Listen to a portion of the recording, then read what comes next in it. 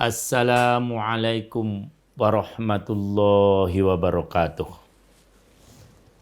Innal hamdalillah nahmaduhu wa nasta'inuhu wa nastaghfiruh wa na'udzu billahi min syururi anfusina wa min sayyiati a'malina. May yahdihillahu fala mudhillalah wa may yudlil fala hadiyalah. Asyhadu an la ilaha illallah wahdahu la syarikalah wa asyhadu anna sayyidana Muhammadan abduhu wa rasuluh. Masya Allahu kan wa ma lam yasha lam yakun, la haula wa la quwata illa billahil aliyil azim. Amma ba'd.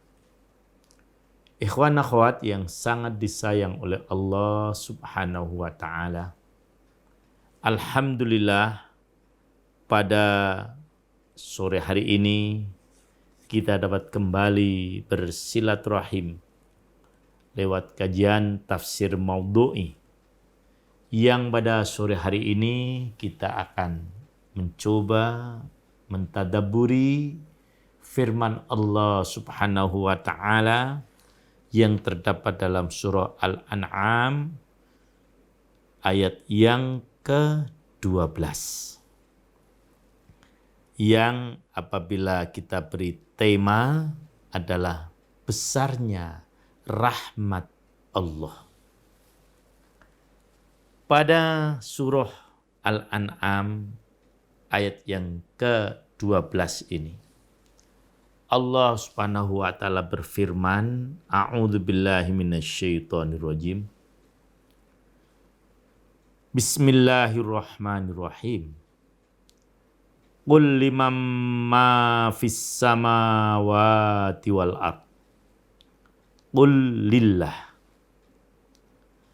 Kataba ala nafsihi rahmah. La yajma'annakum ila yaumil qiyamati la raiba fih. Alladzina khasiru anfusahum fahum la yu'minun. Yang artinya kurang lebih, katakanlah, kepunyaan siapakah yang ada di seluruh langit dan bumi? Katakanlah, kepunyaan Allah. Dia, Allah, telah mewajibkan dirinya akan memberi rahmat. Sesungguhnya akan dikumpulkannya kalian pada hari kiamat, yang tidak ada ragu-ragu tentang itu lagi. Orang-orang yang telah merugikan diri sendiri, maka mereka tidaklah orang-orang yang beriman. Ayat yang seperti ini disebutkan juga oleh Allah Subhanahu wa taala di dalam surah Al-An'am, tetapi pada ayat yang lain, yaitu pada ayat yang ke-54. Hanya perlu hati-hati, ikhwan akhwat, apabila pada ayat yang ke-12 yang sedang kita renungkan ini, Allah menggunakan kalimat kataba ala nafsihi rahmah. Pada ayat yang ke-54 dari surah Al-An'am, Allah menggunakan kalimat kataba rabbukum ala nafsihir rahmah, atau sempurnanya ayat yang ke-54 ini, a'udzubillahi minasyaitonirrajim. Wa idza ja'aka alladziina yu'minuuna bi ayatina faqul salamun 'alaikum kataba rabbukum 'ala nafsihi rahmah annahu man amila minkum su'am bijahalatin thumma taba min ba'dih wa aslaha fa annahu ghafurur rahim. Jadi pada ayat yang ke-12 Allah menyatakan kata ba'ala nafsihir rahmah. Pada ayat yang ke-54 Allah menyatakan kataba rabbukum ala nafsihir rahmah. Ada yang perlu dibaca hati-hati pada ayat yang ke-12 ini, yaitu qul lillah. Jangan qulillah, tapi qul lillah. Demikian tentang perbandingan atau muqaran dari ayat ini. Ikhwan akhwat yang sangat disayang oleh Allah Subhanahu wa taala. Ayat ini memberikan suatu harapan yang optimis kepada kita umat manusia. Agar jangan sampai kita terlalu gelisah, gundah gulana, sedih ketika menghadapi berbagai macam cobaan yang ada di dunia ini. Pada ayat ini Allah memulai dengan perintah kepada Rasulullah Sallallahu Alaihi Wasallam agar memberikan penjelasan kepada umatnya, kepada umat Islam dengan sebuah pertanyaan. Katakanlah, kepunyaan siapakah yang ada di langit dan ada di bumi? Ini sebuah pertanyaan yang membuat kita optimis. Karena memang tidak ada jawaban lain. Bahwasanya apa yang ada di langit dan apa yang ada di bumi ini adalah milik Allah. Qul lillah. Jadi para ikhwan semuanya, semua yang ada di langit dan di bumi itu adalah milik Allah Subhanahu wa ta'ala. Bintang-bintang berjuta yang menghiasi langit adalah milik Allah. Bumi tempat manusia berdiam, lengkap dengan segala darat dan lautnya, tumbuh-tumbuhannya, binatang-binatangnya, dan bahkan kita manusia sendiri. Serta rizki yang disediakan untuk kita, maka itu adalah milik Allah Subhanahu wa ta'ala. Oleh karena itu, kita tidak perlu terlalu bersedih menghadapi berbagai macam gejolak dunia.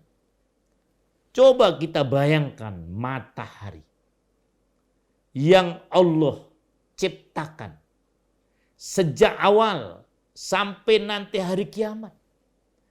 Tidak berkurang panasnya. Tidak pernah padam sama sekali. Sementara kita hanya mengatur listrik saja di sebuah kota, di sebuah wilayah, mungkin terjadi pemadaman berkali-kali. Tetapi matahari sudah diciptakannya sampai nanti hari kiamat tidak pernah padam. Panasnya tetap terjaga dengan baik sesuai dengan yang diperlukan oleh makhluk yang ada di muka bumi ini. Belum yang lain. Maka dari itu Allah Subhanahu wa ta'ala telah memberikan penjelasan yang sangat jelas bahwasanya semua adalah milik Allah. Qulillah.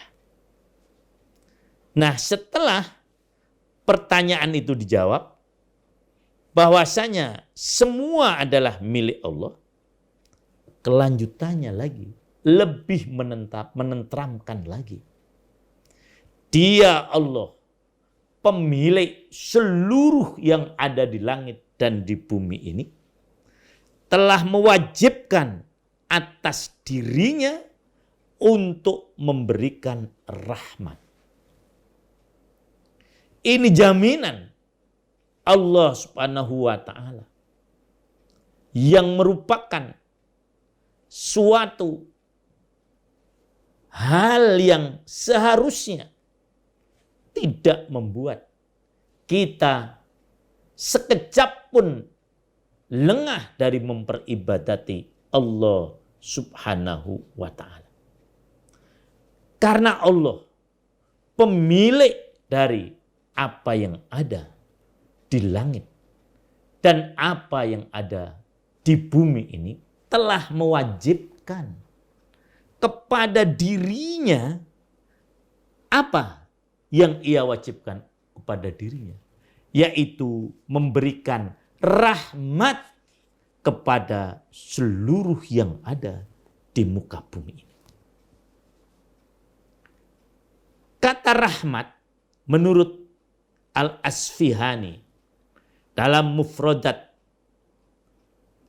di Ghoribil Quran diartikan sebagai kelembutan yang menuntut berbuat baik kepada yang disayangi.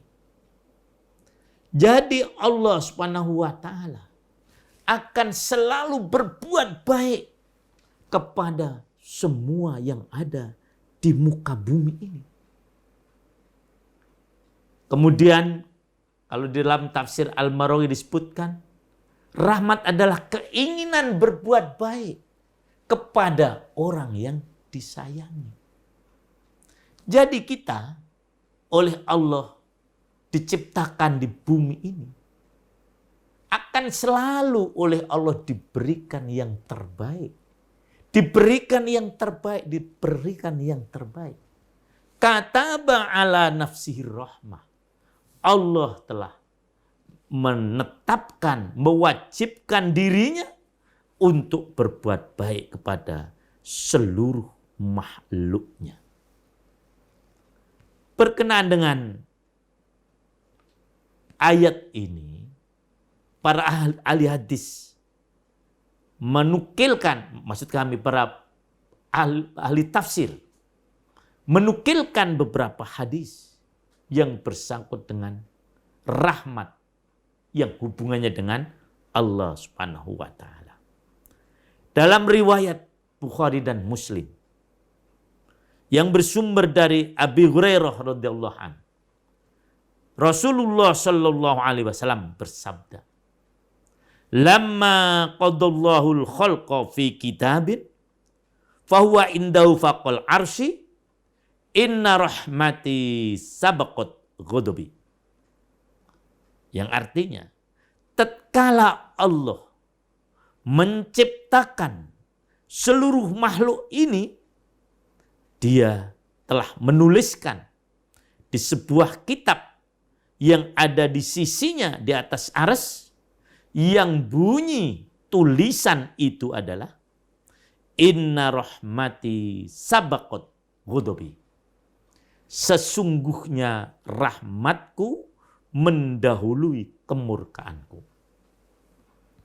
Jadi seberapapun kalau toh ada kemurkaan Allah, itu tidak sebanding dengan rahmat Allah yang diturunkan kepada makhluknya, kepada hamba-hambanya. Kemudian Imam Al-Bukhari dan Imam Muslim kembali meriwayatkan dari Abi Hurairah bahwa Rasulullah sallallahu alaihi wasallam bersabda, "Ja'alallahu ar-rahmata mi'ata juz'in. Fa'amsaka indahu tis'atan wa tis'in. Wa anzala fil ardi juz'an wahidan. Famin dalikal juz tatarohamul khala'iq. Hatta tarfa'ad dabbatu hafiraha an waladiha khusyata antusibahu. Yang artinya Allah telah menjadikan rahmat 100 bagian. Ditahannya di sisinya 99. Dan diturunkannya ke bumi 1 bagian. Dari bagian yang 1 itulah timbulnya berkasih sayang seluruh makhluk. Sehingga seekor binatang akan mengangkat telapak kakinya dari anaknya karena takut anaknya akan terinjak. Ini satu dari rahmat Allah Subhanahu wa taala. Yang 99 nanti akan diberikan di akhirat. Betapa indahnya kehidupan di sana.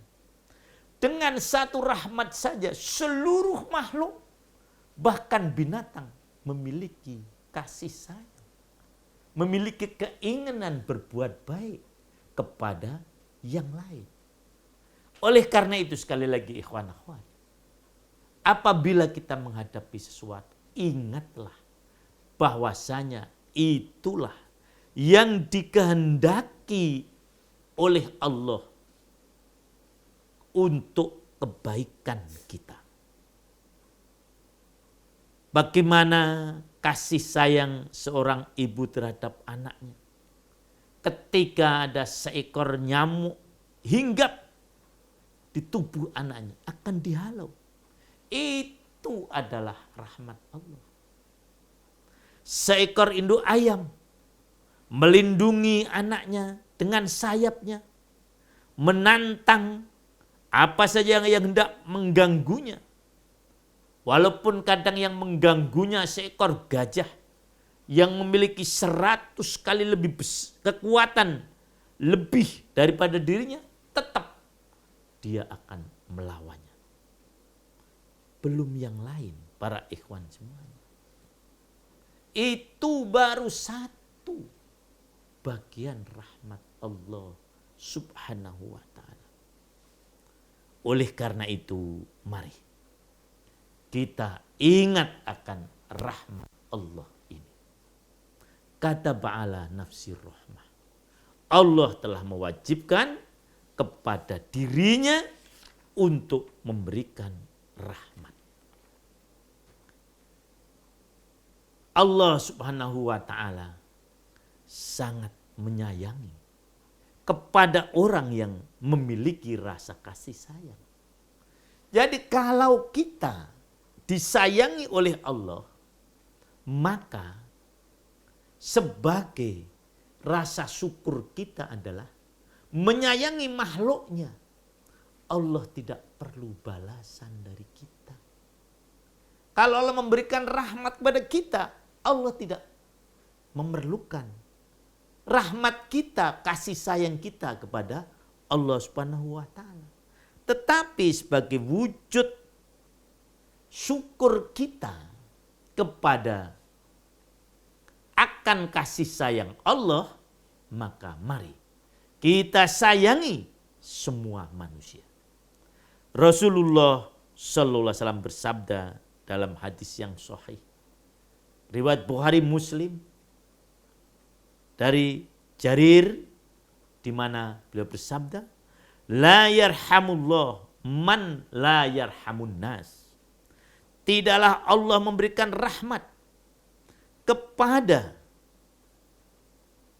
orang yang tidak memberi rahmat kepada manusia yang lain. Sekali lagi, Allah tidak akan memberikan kasih sayang kepada orang yang tidak memberikan kasih sayang kepada manusia. Jadi kasih sayang umat Islam tidak hanya kepada sesama umat Islam. Ingat Rasul bersabda tadi, dengan menggunakan kata annas, la yarhamullah man la yarhamun nas. Allah tidak menyayangi orang yang tidak menyayangi manusia. Jadi dalam memberikan kasih sayang, dalam memberikan kebaikan, tidak boleh kita membeda-bedakan manusia. Apapun sukunya, apapun bangsanya, apapun status sosialnya, bahkan apapun agamanya, umat Islam tetap diperintahkan untuk menyayangi mereka. Dan menyayangi manusia walaupun itu bukan seagama dengan kita, tetap mendapatkan pahala dari Allah Subhanahu wa ta'ala. Maka sungguh tidak benar apabila ada yang menyatakan bahwasanya umat Islam ini berlaku kejam terhadap umat yang lain. Tidak. Umat Islam berlaku tegas seperti yang pada pertemuan yang sudah saya sampaikan ketika kita membicarakan surah Al-Fat ayat yang ke-29, bahwasanya umat Islam tegas kepada umat yang lain apabila mereka memang memusuhi kita. Kita boleh memerangi mereka apabila kita diperangi. Kita boleh mengganggu mereka kalau kita diganggu, artinya untuk melindungi diri. Apabila kita memulai mengganggu, apabila kita memulai memerangi, tidak diperbolehkan. Jadi sekali lagi ayat-ayat tentang sifat tegas umat Islam kepada umat yang lain hendaknya dipahami bahwasanya ini adalah sebagai suatu bandingan, sebagai suatu balasan penyeimbang agar keburukan tidak kemudian menjadi lebih luas lagi. Umat Islam memerangi umat yang lain. Karena apa? Diperangi. Ini contoh. Realita jelas dalam kitab-kitab tarikh. Bahkan rasa sayang ini tidak hanya ditujukan kepada manusia. Sampai pun kepada binatang pun kita tetap diperintahkan oleh Allah untuk berkasih sayang. Sebagai wujud daripada balasan atau rasa syukur kita kepada Allah karena kita telah dirahmati atau mendapatkan rahmat dari Allah Subhanahu wa ta'ala. Maka dalam beberapa hadis banyak disebutkan bagaimana Allah memuji orang-orang yang memiliki kasih sayang. Rasulullah memuji pada orang yang memiliki kasih sayang walaupun bukan kepada manusia. Kepada binatang sekalipun kita harus berbuat baik. Diceritakan dalam sebuah hadis bahwasanya pernah seorang laki-laki dalam perjalanan di suatu perjalanan yang panjang dia ditimpa kehausan. Dalam riwayat yang lain seorang pelacur. Lalu dia bertemu dengan sebuah sumur. Dia berhenti di sumur itu lalu minum. Dan setelah lepas dahaganya dia pun pergi akan meneruskan perjalanan. Rupanya bertemulah dia dengan seekor anjing yang lidahnya terjulur karena dia sangat haus. Melihat itu berkatalah orang tadi dalam hati, anjing ini sangat haus seperti aku tadi. Maka dia pun turun kembali ke dalam sumur. Dan diisinya sepatunya yang panjang dengan air. Kemudian dijinjingnya dengan giginya. Lalu dia naik kembali. Dan diberinya minum anjing itu. Bersyukurlah orang itu kepada Allah. Karena ia telah dapat menolong anjing itu. Maka Allah memberikan ampun akan dosa-dosanya. Dengar apa yang disampaikan oleh Rasulullah SAW itu tadi. Para sahabat kemudian bertanya, "Ya Rasulullah, apakah kami akan mendapatkan pahala karena kami menolong binatang?" Rasulullah dengan tegas menjawab, tiap-tiap jantung yang bernapas ada pahalanya. Ini para ikhwan semuanya. Orang tadi diampuni oleh Allah dosanya. Karena apa? Karena memberikan minum seekor anjing yang kehausan. Rasulullah Shallallahu Alaihi Wasallam juga melarang kita mengganggu binatang. Apabila mengganggu binatang saja dilarang, apalagi mengganggu sesama manusia. Dalam riwayat Abu Dawud disebutkan juga bahwasanya dalam sebuah perjalanan ada seorang sahabat Rasulullah SAW membakar sarang semut. Lalu beliau bertanya, siapa yang membakar ini? Mereka menjawab, kami wahai Rasulullah.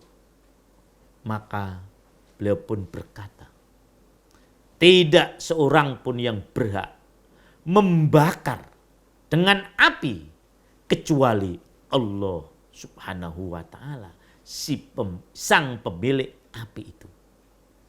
Dalam riwayat yang lain, Imam Al-Bukhari dan Muslim dari Abi Hurairah meriwayatkan hadis bahwasanya Rasulullah bersabda, "Qarasat namlatun nabiyan minal anbiya fa'amara biqaryatin namli fahuriqat fa'auhallahu ta'ala ilaihi an qorosatka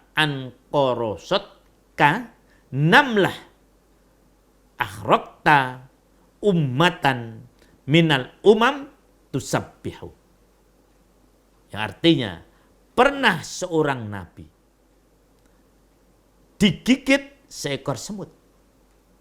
Lalu nabi tadi marah. Dia menyuruh membakar sarang-sarang semut tersebut. Sehingga sarang tadi habis terbakar. Lalu turun wahyu dari Allah Subhanahu wa ta'ala. Sungguh ketika engkau membakar sarang semut itu, engkau telah membakar satu umat yang sedang bertasbih memuji Allah Subhanahu wa ta'ala.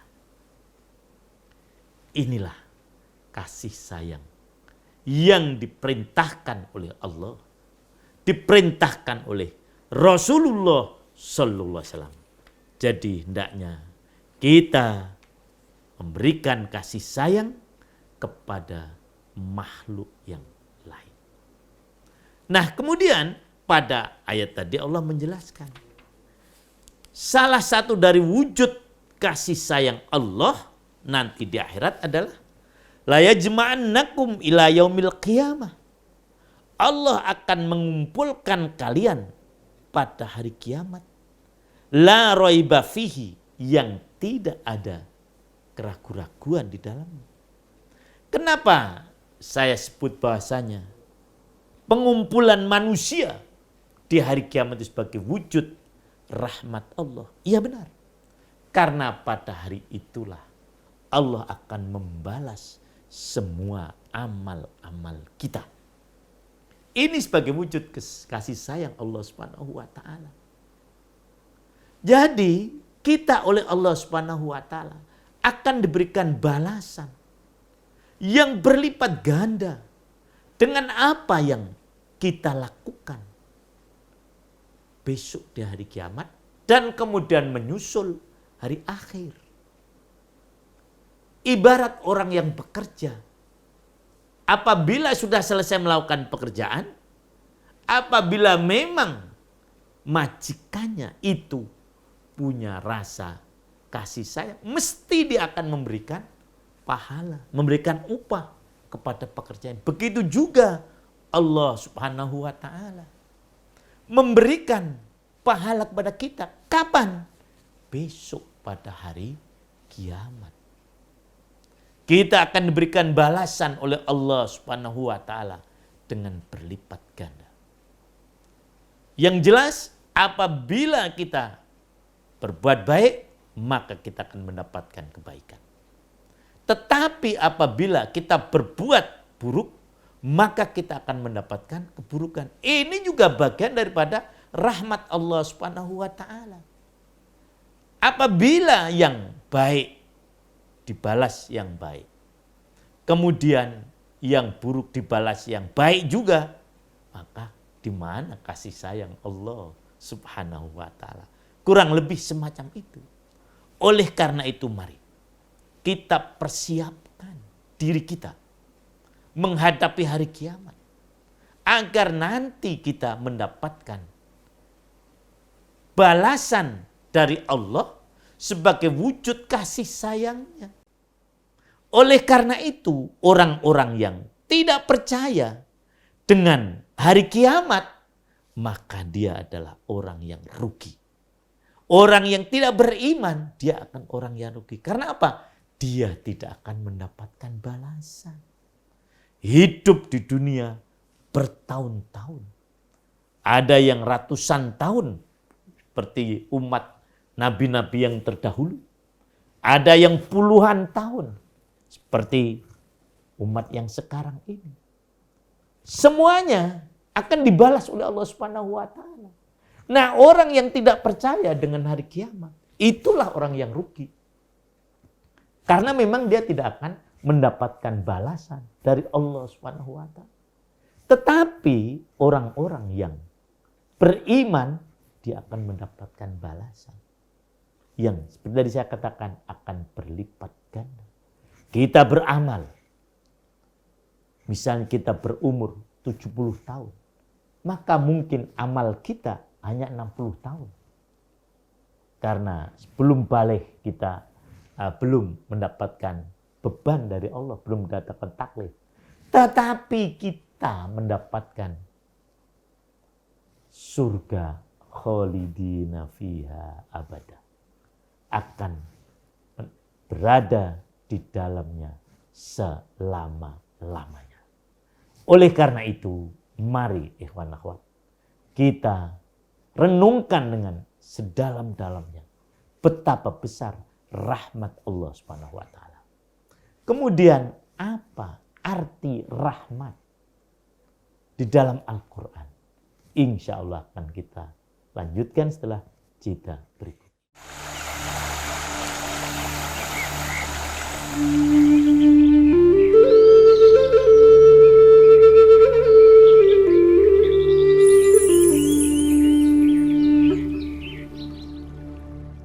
Ikhwan akhwat yang sangat disayang oleh Allah Subhanahu wa taala. Al-Qur'an telah memuat kata rahmat ini kurang lebih ada 145 kali. Artinya memang beragam sesuai dengan konteks pembicaraan. Jadi Allah menyebutkan kata rahmat ini dalam Al-Quran sebanyak 145 kali. Oleh karena itu sudah sewajarnya apabila umat Islam adalah umat yang memiliki kasih sayang. Nah, dari 145 kali tadi, para ahli tafsir menjelaskan tentang perbedaan maknanya sesuai dengan konteks dari kalimat di dalam Al-Quran itu. Ada kurang lebih 14 arti dari rahmat. Yang pertama, rahmat adalah agama Islam. Jadi apabila orang memeluk agama Islam, berarti dia mendapatkan rahmat dari Allah Subhanahu wa taala. Berarti dia memang dikehendaki oleh Allah untuk mendapatkan kebaikan. Ini antara yang bisa kita lihat dalam firman Allah Subhanahu wa taala di surah Al-Baqarah ayat yang ke-105. Wallahu yakhtassu birahmatihi man yasha. Dan Allah telah menentukan rahmatnya, artinya agama Islam, kepada siapa yang dia kehendaki. Karena memang latar belakang dari ayat ini, orang-orang Yahudi tidak rela apabila Nabi yang terakhir, pembawa agama Islam ini, harus dipilih dari selain mereka. Mereka tidak mau. Maka Allah menjawab, Allah yang menentukan Nabi yang terakhir yang dipilih untuk membawa agama Islam ini. Kemudian yang kedua, rahmat yang berarti al-jannah atau surga. Hal ini bisa kita lihat di dalam surah Ali Imran ayat yang ke-107. A'udzubillahi minasyaitonirrajim. Wa ammal ladzina yaddat wujuhuhum fa fi rahmatillah hum fiha khalidun. Adapun orang-orang yang wajahnya memutih, maka dia berada dalam rahmat Allah. Nah, rahmat Allah ini artinya adalah surga. Secara jelas dalam riwayat Imam Ahmad dari Jabir dan Abi Hurairah, Rasulullah SAW menegaskan bahwa penduduk surga dapat masuk surga semata-mata adalah karena rahmat Allah Subhanahu wa ta'ala, bukan karena amalnya. Ini arti rahmat yang kedua. Kemudian arti rahmat yang ketiga adalah hujan.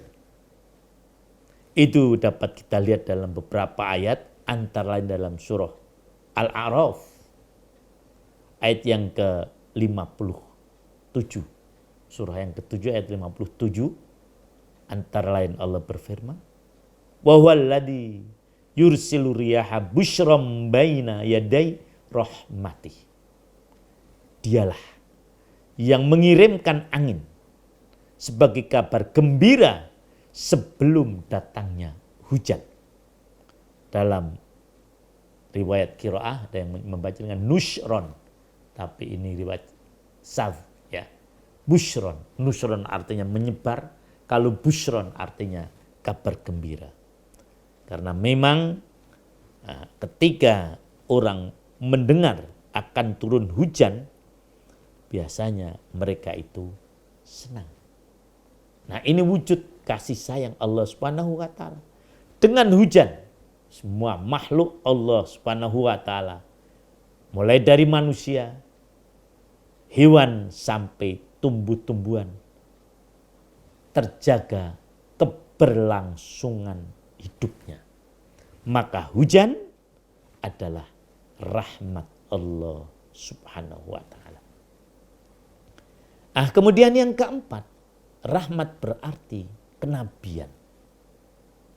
Keberadaan seorang nabi menjadi keperluan umat manusia dalam setiap masa.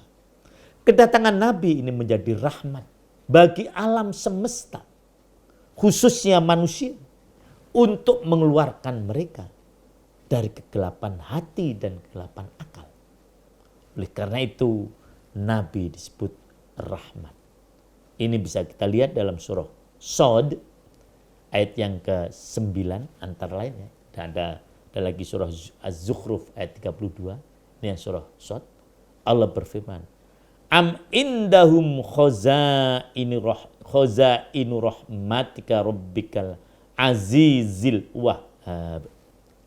Apakah pada mereka ada simpanan rahmat Rabbmu yang maha perkasa dan maha pemberi. Nah, yang dimaksudkan simpanan rahmat Allah ini adalah kenabian. Kemudian yang kelima, rahmat dapat berarti nikmat. Jadi, sebagaimana yang tadi disebutkan dari keterangan Ar-Raghib Al-Asfihani, jika rahmat disandarkan pada Allah, itu berarti nikmat dan karunia-Nya. Benar. Sebagaimana disebutkan oleh Allah Subhanahu wa taala di dalam surah Al-Kahfi yang menjelaskan tentang pertemuan antara Nabi Musa dan pembantunya dengan Nabi yang disebutkan Nabi Khidir. Jadi Nabi Musa dan pembantunya Yusha bin Nun mengadakan perjalanan untuk menemui hamba yang solih. Ya, hamba yang soleh ini menurut sebagian ulama adalah Nabi Khidir. Allah menjelaskan apa yang diberikan oleh Allah kepada Nabi Khidir atau hamba yang soleh tadi. Itu bisa kita lihat dalam surah Al-Kahfi ayat yang ke-65. A'udzubillahi minasyaitonirrajim. Fawajada 'abdan min 'ibadina atainahu rahmatan min 'indina wa 'allamna min ladunna ilma. Fawajada, maka keduanya yaitu Nabi Musa dan Yusha bin Nun menemui seorang hamba dari hamba-hamba kami yang kami berikan kepadanya rahmat dari sisi kami dan kami ajarkan ilmu dari sisi kami. Rahmat di sini adalah nikmat. Kemudian yang keenam, nah ini. Rahmat adalah Al-Quran. Sebagaimana keberadaan Nabi adalah rahmat, maka Al-Quran yang turun itu membawa rahmat bagi seluruh manusia, khususnya bagi orang yang bertakwa. Jadi orang-orang non-muslim pun mendapatkan rahmat dari turunnya Quran. Karena dengan Quran inilah diatur kehidupan umat manusia. Kalau tidak ada Al-Quran, kita tidak bisa membayangkan bagaimana kehidupan umat manusia ini. Ada Al-Quran saja, mereka hidup dalam kondisi yang seperti ini. Apalagi kalau tidak ada, kita bisa bayangkan seperti kehidupan zaman jahiliyah atau kehidupan di tempat-tempat yang lain. Kerajaan Romawi, kerajaan Persia, kerajaan Mesir dan sebagainya. Bagaimana kehidupan mereka ketika mereka tidak menggunakan Al-Quran? Maka Quran ini adalah rahmat. Allah menyatakan dalam surah Yunus ayat yang ke-58. A'udzubillahi minasyaitonir rajim. Qul bifadlillahi wa birahmatihi falyafrahu huwa khairum mimma yajma'un. Katakanlah, dengan anugerah Allah dan rahmatnya maka bergembiralah. Itu lebih baik daripada apa yang mereka kumpulkan. Ini betapa tingginya harga Al-Quran. Melebihi dari semua yang dikumpulkan oleh umat manusia.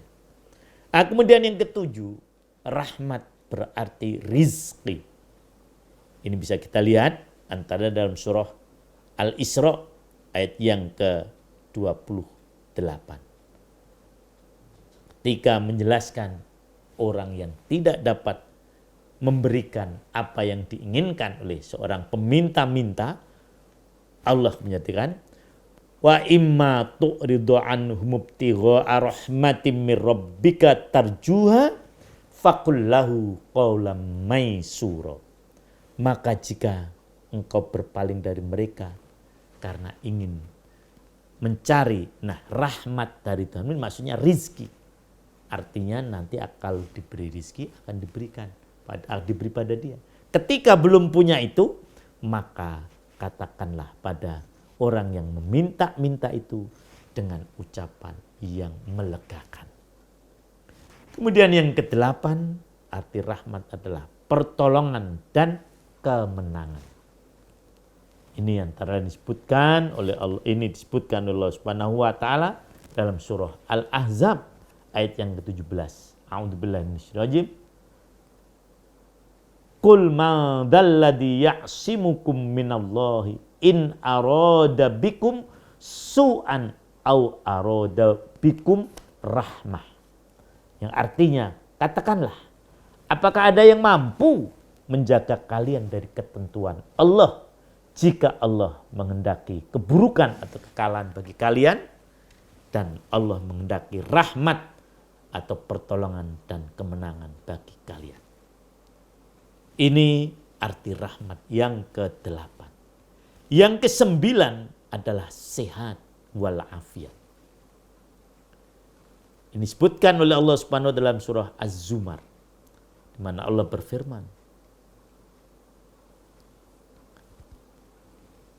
hal hunna kashifatu durrihi au arodani birahmah. Yang artinya, jika Allah menghendaki bagiku kesehatan, tadi au arodani birahmah, apakah ada yang dapat menghalang-halangi kesehatan atau rahmatnya itu? Jadi rahmat di sini berarti adalah kesehatan. Jadi orang yang diberi kesehatan oleh Allah, dia berarti mendapatkan rahmat dari Allah Subhanahu wa taala. Yang ke-10, rahmat berarti cinta. Ini bisa kita lihat dalam surah Al-Hadid ayat yang ke-50, yang ke-27 maksud kami. Surah yang ke-57 di mana Allah menyatakan wa ja'alna fi qulubihimul ladina taba'uhu ra'fatan wa rahmah. Dan kami telah menjadikan rasa belas kasihan dan rahmat, artinya cinta, dalam hati orang-orang yang mengikutinya. Ini arti rahmat yang ke-9, yang ke-10 yaitu rahmah. Kita bisa lihat juga dalam surah Ar-Rum, ya. Di sana juga bisa berarti cinta. Cinta antara suami dan istri.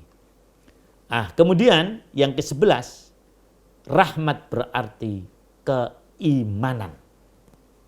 Jadi apabila orang beriman kepada Allah, sudah tentu, kepada Rasulullah, berarti dia mendapatkan rahmat dari Allah. Wa atani rahmatan min indihi. Demikian dalam surah Hud ayat yang ke-28. Berbahagialah orang-orang yang dapat beriman kepada Allah Subhanahu wa taala karena dia pada hakikatnya telah mendapatkan rahmat Allah Subhanahu wa taala. Yang ke-12, rahmat berarti taufik atau pertolongan Allah sesuai dengan apa yang kita kehendaki. Itulah taufik, jadi kesesuaian apa yang kita kehendaki dengan apa yang dikehendaki oleh Allah Subhanahu wa taala. Allah berfirman dalam surah Al-Baqarah ayat yang ke-68, A'udzubillahi minasyaitonir rajim. Falaula fadlullahi alaikum wa rahmati lakuntum minal khosirin. Maka seandainya bukan karena anugerah Allah dan rahmatnya, niscaya kalian akan menjadi orang-orang yang rugi. Falaula fadlullahi alaikum wa rahmatuhu lakuntum minal khosirin. Nah, jadi taufik, kesesuaian apa yang kita kehendaki dengan apa yang dikehendaki oleh Allah adalah rahmat. Kemudian yang ke-11, rahmat berarti adalah Nabi Isa alaihi salam yang kita percayai sebagai seorang nabi, bukan sebagai Tuhan atau anak Tuhan. Karena memang Allah menjadikan Nabi Isa maksud kami, agar dijadikan sebagai tanda rahmat Allah kepada manusia. Allah berfirman dalam surah Maryam ayat 21, walinaj'alahu ayatan linnasi wa rahmatan minna. Dan kami telah jadikan Nabi Isa sebagai tanda kebesaran kami bagi seluruh manusia dan rahmat dari kami. Sekali lagi, Nabi Isa dijadikan rahmat oleh Allah Subhanahu wa taala sebagai satu bukti kekuasaan Allah, di mana Allah mampu menciptakan manusia tanpa seorang ayah. Tetapi apabila kita menganggap Nabi Isa itu Tuhan, maka berarti kita tidak mendapatkan rahmat.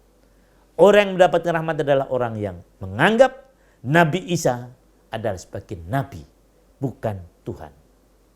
Dan yang terakhir, rahmat adalah Nabi Muhammad sallallahu alaihi wasallam. Ini pada ayat yang sudah sangat populer dalam surah Al-Anbiya, surah yang ke-21 ayat yang ke-107. Allah berfirman, "Wa ma arsalnaka illa rahmatan lil alamin." Dan tidaklah kami mengutus engkau, wahai Muhammad, kecuali rahmat bagi semesta alam. Inilah ikhwan akhwat pembicaraan kita tentang rahmat. Mudah-mudahan kita mampu memahaminya dan kemudian kita dapat mengimplementasikannya dalam kehidupan sehari-hari. Mudah-mudahan rahmat Allah selalu menaungi kita semuanya. Jazakumullah khairan atas semua perhatiannya, dan mari kita akhiri kajian kita sore hari ini dengan bersama-sama baca doa kafaratul majlis. Subhanakallahumma wa bihamdika asyhadu an la ilaha illa anta astaghfiruka wa atubu ilaik. Alfa minkum wa syukran. Assalamualaikum warahmatullahi wabarakatuh.